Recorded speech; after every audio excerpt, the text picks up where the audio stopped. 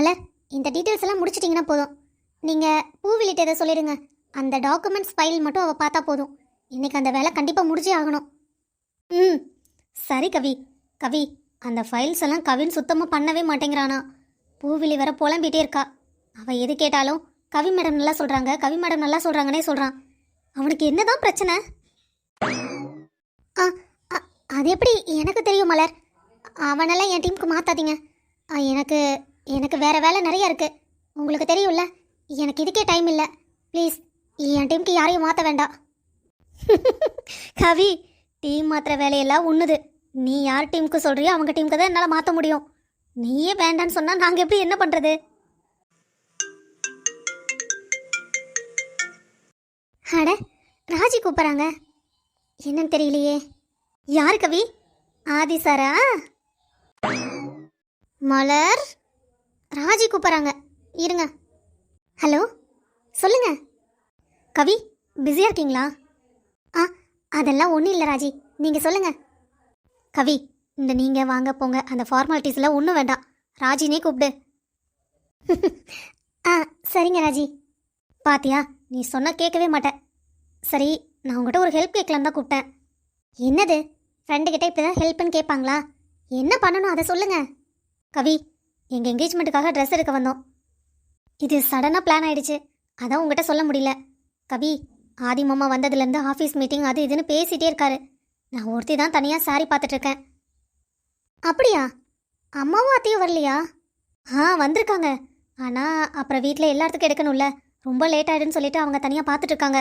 நானும் ஆதி மாமாவும் தான் தனியாக வந்தோம். ஆனால் பாரு, அவரை வச்சுட்டு. ராஜி, எனக்கு இப்போ புரியுது உங்கள் கஷ்டம் என்னன்னு. அதான் கவி, நீ கொஞ்சம் கிளம்பி ஷாப்புக்கு வரியா? எனக்கு கொஞ்சம் ஹெல்ப் பண்ண. நானா? நீ தான் கவி, ப்ளீஸ் வாயேன். எனக்கு இங்கே தனியாக பார்க்க போர் அடிக்குது. அது மட்டும் இல்லை, எனக்கு எல்லாம் சரியாக பிடிச்சிருக்கு. சஜஷன் கேட்க கூட ஆள் இல்லை. ஆனால் ராஜி, நானும் இல்லைன்னா அப்புறம் ஒர்க்கெல்லாம். அதெல்லாம் ஒன்றும் பிரச்சனை இல்லை. நான் இப்போ தான் ஆதி மாமாட்ட கேட்டேன், உனக்கு யாரை வேணுமோ கூப்பிட்டுக்கோன்னு சொல்லிட்டாரு. ப்ளீஸ் நீ கிளம்பி வா கொஞ்சம்.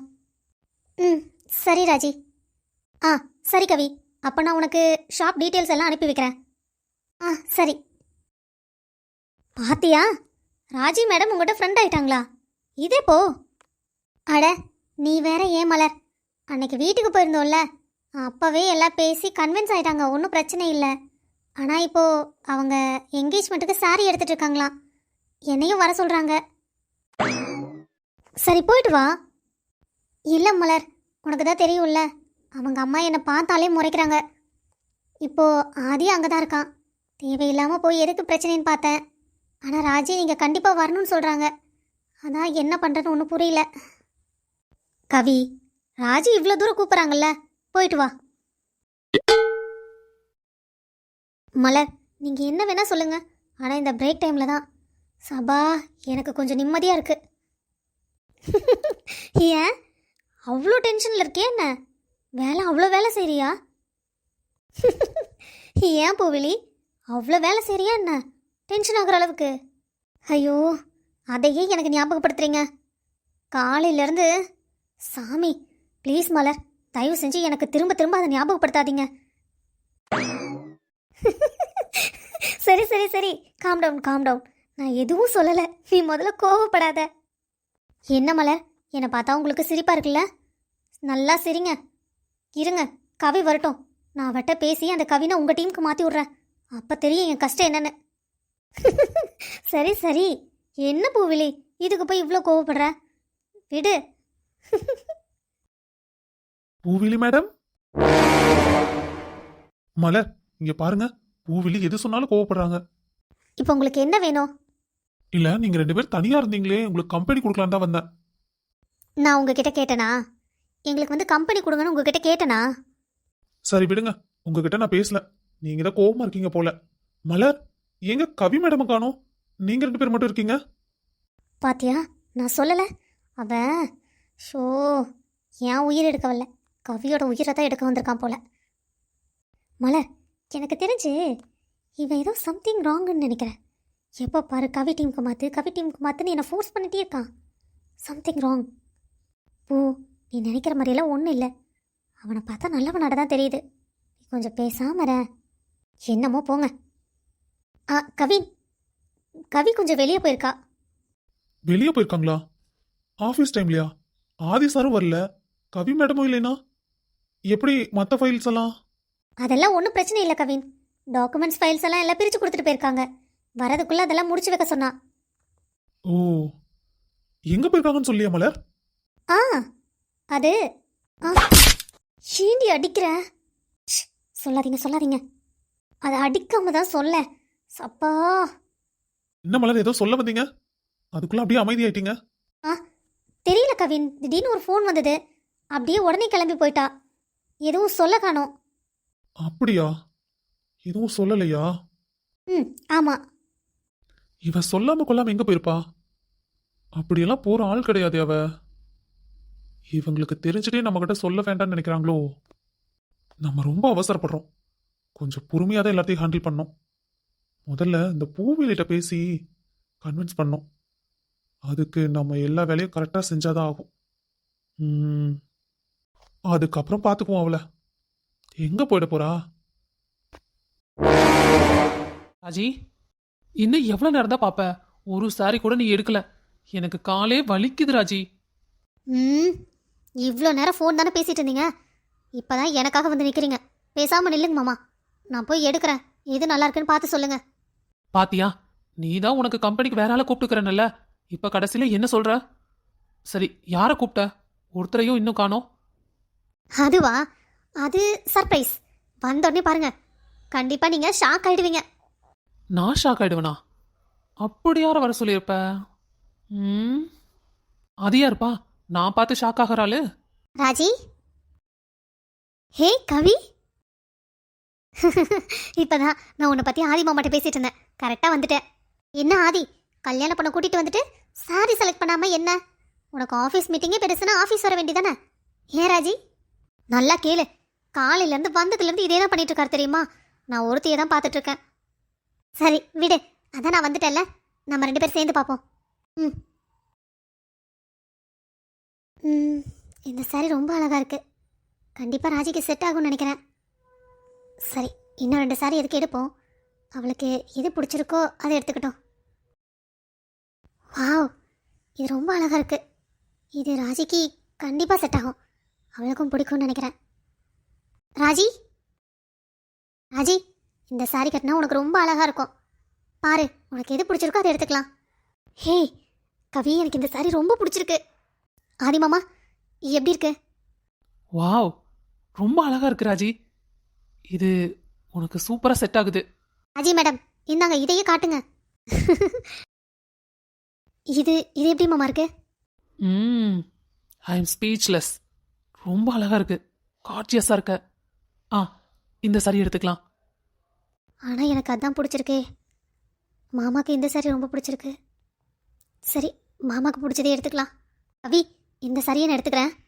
ஆனால் உனக்கு இந்த சாரி தான் ரொம்ப பிடிச்சிருக்குன்னு என்கிட்ட சொன்னேன். இல்லை கவி, நான் சொன்னேன் எனக்கு அது பிடிச்சிருக்குன்னு. ஆனால் ஆதி மாமாக்கு இதுதானே பிடிச்சிருக்கு. ஆதி மாமாக்கு என்னென்ன பிடிக்குமோ அதெல்லாம் எனக்கும் பிடிக்கும். நான் இந்த சாரியை எடுத்துக்கிறேன். இந்த சாரி எனக்கு ரொம்ப பிடிச்சிருக்கு. சரி சரி. சரி, நீ ஆதி மாமாட்ட பேசிட்டு நான் இதை கொண்டு போய் அம்மாட்டே அத்திட்டு காமிச்சிட்டு வந்துடுறேன். ஆதி, உண்மையிலேயே நீ ரொம்ப கொடுத்து வச்சவன். ஏன்? அவளுக்கு இந்த சாரி தான் பிடிச்சது. ஆனால் நீ சொன்னீங்கக்காக அவ அந்த சாரியே எடுத்துக்கிறேன்ட்டா. You are so lucky. Hey, சும்மா பேசணும்னு பேசாத.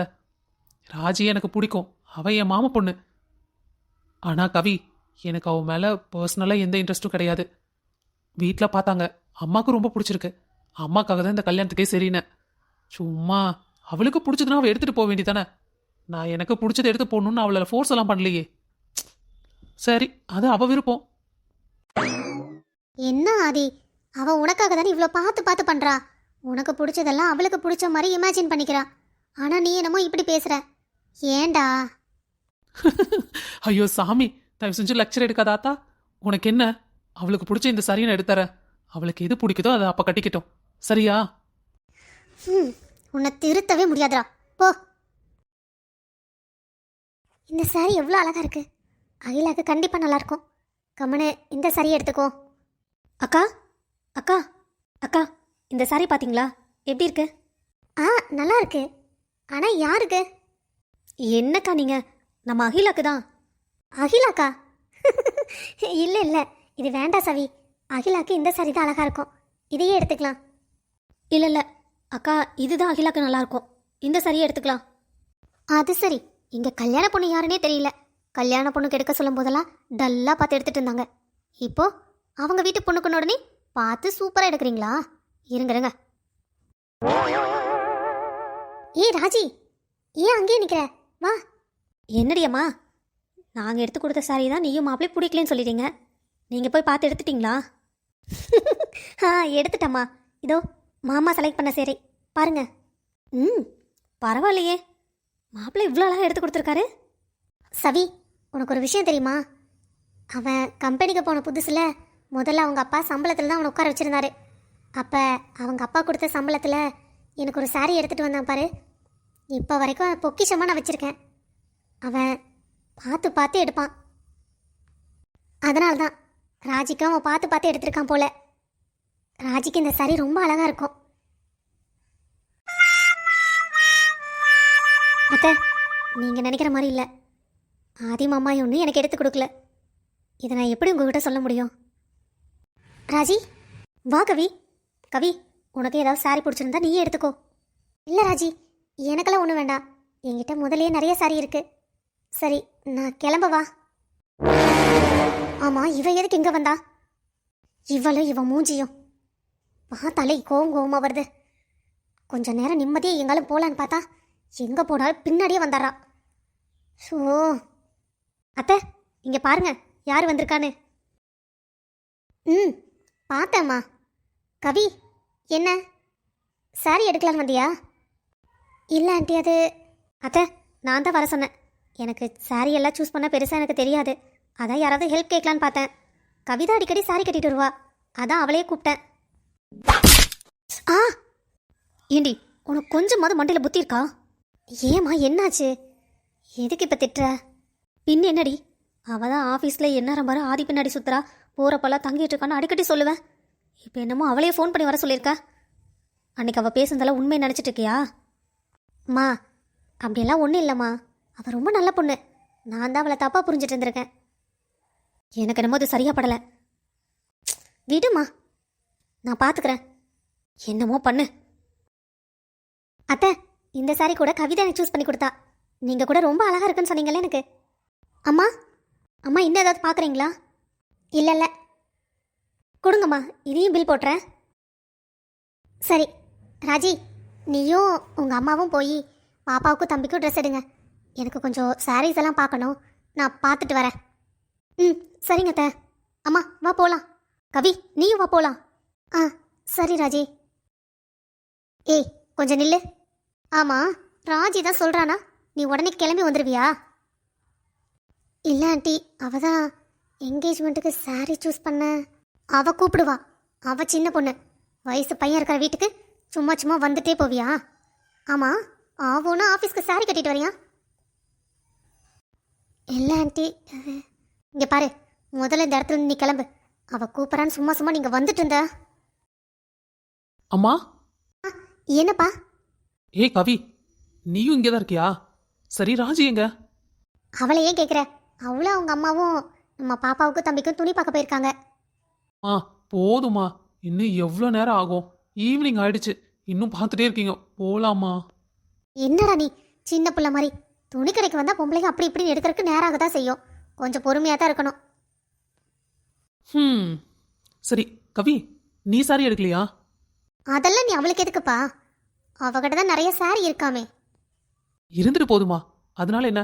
கவி, உனக்கு பிடிச்ச சாரியை நீயே எடுத்துக்கோ. ஏய் கவி, ஆ கவி, உன் செலெக்ஷன் ரொம்ப நல்லா இருக்கு. வா, பாப்பாக்கும் தம்பிக்கும் அப்படியே எடுத்து கொடு. இல்லை ராஜி, எனக்கு டைம் ஆச்சு, நான் கிளம்புறேன். என்னது கிளம்புறியா?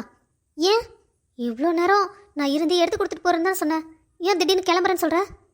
யாராவது எதாவது சொன்னாங்களா? ஆ அதெல்லாம் ஒன்றும் இல்லை ராஜி. அப்பா ஃபோன் பண்ணாரு, ஏதோ கொஞ்சம் வேலை இருக்கான், அதான் சீக்கிரம் வர முடியுமான்னு கேட்டார். அதான். அப்படியா? சரி சரி இரு, கொஞ்ச நேரத்தில் நாங்களும் கிளம்புவோம்ல. அப்படியே உன்னை கொண்டு போய் மாமாவை ட்ராப் பண்ண சொல்லிடுறேன். இல்லை இல்லை பரவாயில்ல ராஜி, நான் கிளம்புறேன். அதெல்லாம் சரி, நீ என் கூட கொஞ்சம் வா. எங்க நீ வான்னு சொல்கிறல்ல. கார்த்திக் சார், எனக்கு என்னமோ நீங்கள் ரொம்ப அவசரப்படுற மாதிரி இருக்கு. கொஞ்சம் பொறுமையாக இதை ஹேண்டில் பண்ணீங்கன்னா மேனேஜ்மெண்ட்டில் கண்டிப்பாக பேசலாம். அப்படி இல்லை சார், இதை பற்றி நான் எப்படி மேனேஜ்மெண்ட்டை பேச முடியும்? ஏன் சொல்கிறேன்னா, இப்போ தான் நான் நியூவாக ஜாயின் பண்ணியிருக்கேன். இதெல்லாம் நான் சொன்னால் கேட்பாங்களா? இதெல்லாம் ஒத்து வருமான்னு கூட எனக்கு தெரியல. நான் மாலதி மேம்கிட்ட இதை பற்றி பேசினேன். ஆனால் அவங்க கூட கொஞ்சம் கஷ்டங்கிற மாதிரி தான் சொன்னாங்க. அதனால தான் கொஞ்சம் யோசிக்க வேண்டியதாக இருக்குது. என்ன சார் நீங்கள் அதெல்லாம் பேசுங்க சார், கண்டிப்பாக மேனேஜ்மெண்ட்டில் கேட்பாங்க. ஏன்னா இதுக்கு ஒரு ஸ்டாஃப் கிடைக்கல, ஒரு கைட் கிடைக்கலங்கிறதுக்காக தான் இதை ஹோல்ட் பண்ணி வச்சுருந்தாங்க. நான் கூட 2-3 டைம் பேசினேன்.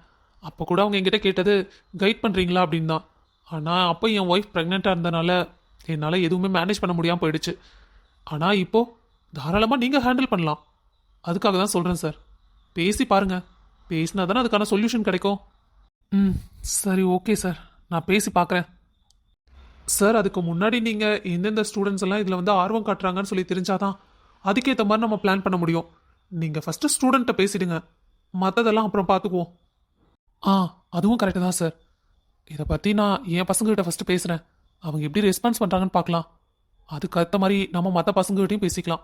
சரி நீ ஒன்று பண்ணு, கொண்டு போய் நோட்டெல்லாம் கொடுத்துட்டு அவர்கிட்ட சொல்லிட்டு வந்துரு, நான் கிளாஸ்க்கு போகிறேன். ஏய் மண்டையை பொழந்துருவேன். என்ன இங்கே தனியாக கோர்த்துட்டு போறியா? முதல்லயே அவருக்கு ஏதாவது சான்ஸ் கிடச்சா என்ன ஏதாவது சொல்லிக்கிட்டு இருப்பாரு. பேசாமரு, உன்னை கை காமிச்சிட்டு தான் நான் தப்பிக்க முடியும். அதெல்லாம் ஒன்றும் கவலைப்படாத. இன்னைக்கு அஸ்வின் சார் இருக்காரு. அஸ்வின் சார் முன்னாடி எல்லாம் ஒன்றும் பேச மாட்டாரு, போ. ஆனால் எனக்கு சுத்தமாக நம்பிக்கை இல்லை. அட பவி மவளே, வா வா. சார் ம் சார், ரெக்கார்ட் நோட். ம் கொண்டு வாங்க. ஓகே சார், அப்போ நம்ம ஈவினிங்காக பார்க்கலாம். கண்டிப்பாக அதை பற்றி இன்றைக்கே டிசைட் பண்ணுவோம். ம் ஓகே சார். என்னது? Sir record note. அது சரி, எங்க நான் நோட்ஸ் எல்லாம் எடுத்துகிட்டு வர சொன்னேன்ல, அந்த நோட்டெல்லாம் காணோம். எடுத்துகிட்டு வந்திருக்கேன் சார், ஒரு நிமிஷங்க. ம் குட். சார், இதில் நீங்கள் சொன்ன நோட்ஸு மற்ற டீட்டெயில்ஸ் எல்லாமே நான் எல்லா புக்கில் இருந்து ரெஃபர் பண்ணி எடுத்து எழுதிட்டேன். நீங்கள் ஒரு தடவை செக் பண்ணிக்கோங்க. ம் சரி. ஆமாம், ஊர்லேருந்து ரிலேட்டிவ் வந்திருக்காங்கன்னு சொன்னேன். 2 நாள் லீவ் கேட்டிருந்த. ஆமாம் சார், அதான் நாளைக்கு எடுத்துக்க சொல்லிட்டீங்களே. அப்படியா? சரி ஓகே. என்னாச்சு சார்? அது இல்லைம்மாயா, நம்ம காலேஜ்லேருந்து நிறையா ஸ்டூடெண்ட்ஸ் வெளியே போய் ஸ்போர்ட்ஸ்லலாம் பார்ட்டிசிபேட் பண்ணலான்னு நினைக்கிறாங்க. ஆனால் அதுக்கான சான்ஸ் கிடைக்க மாட்டேங்குது. அதான் இன்னைக்கு மேனேஜ்மெண்ட்டில் பேசலாமான் இருக்கோம். அதான் எத்தனை ஸ்டூடெண்ட்ஸ் வில்லிங்காக இருப்பாங்கன்னு எனக்கு தெரியல. எனக்கு ஒரு ஹெல்ப் பண்ணுறியா? சொல்லுங்கள் சார். நம்ம கிளாஸில் எத்தனை பேர் பார்ட்டிசிபேட் பண்ண போவாங்கன்னு தெரியல. அதான் நீ கொஞ்சம் இன்ட்ரெஸ்டாக இருக்கிறீங்க நேமை மட்டும் எனக்கு கலெக்ட் பண்ணிட்டு வந்துறியா? Sure sir. அப்புறம் பவி, உங்ககிட்ட ஒரு விஷயம் சொல்ல மறந்துட்டேன் பாரு. என்ன சார்? அப்புறம் பவி, உன் பேரை நான் வாலண்டியராகவே எழுதிட்டேன். அதனால உன் பேர் தனியாக கொடுக்கணும்னு அவசியமே கிடையாது.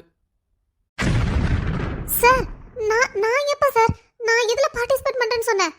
என் பேரில் வேண்டாம், எங்கள் வீட்டில எல்லாம் விட மாட்டாங்க சார். அதெல்லாம் நான் பார்த்துக்கிறேன். நீ எதில் நேம் கொடுக்கணும்னு மட்டும் யோசிச்சு சொல்லு, சரியா? போ.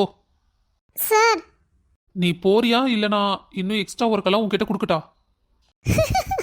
பேசாமல் வந்து போயிடலாம்.